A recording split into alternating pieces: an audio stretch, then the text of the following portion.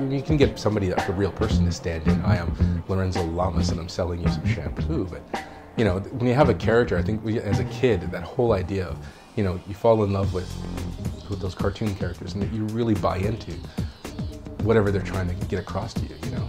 I think that's my whole thing. And it's all about the love, really. The money is like the natural kind of thing that should follow if you do, because I mean, you're doing something you love, and if it can pay you, that's even more fantastic.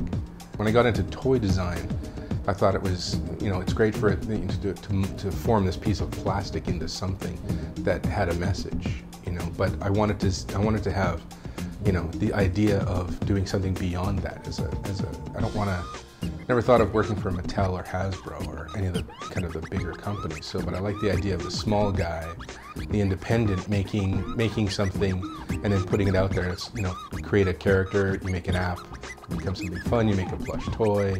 Those kind of ideas. I still like that side of it. The tools of today are so empowering. It's just easy to kind of get an idea out there globally and make it happen.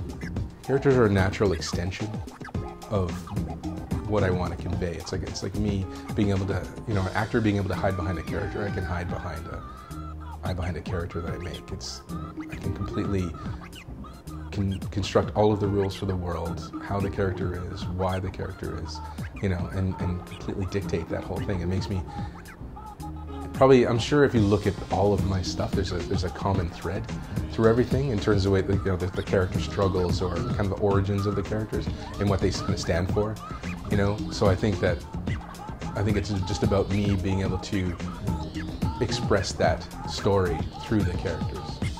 When I was growing up as a kid, I watched a ton of anime. I grew up out east in Toronto. You know, in the 80s, there was just a flood of anime, so I learned to draw and everything, color, the concept design, all my stuff kind of came from there. But everything kind of inspires me. I love looking at something and trying to ask myself why that is the way it is.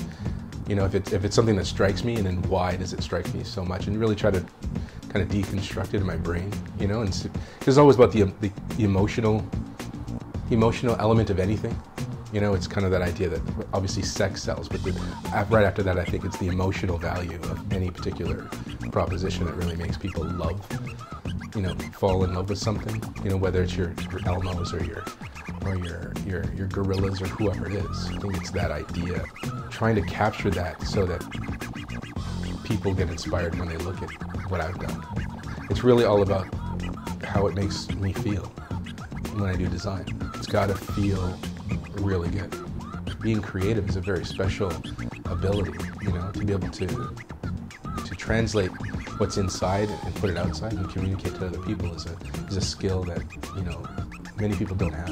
And if you've got that, just keep honing it, you know, and be as honest and expressive as you can. If you're good at what you do, you'll stand out above the rest. It's just really doing what you want to do, making it the right thing, and then developing the technique to cut through the noise so that you can be seen.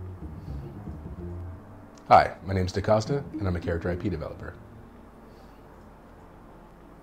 Sorry. It's okay. Hi.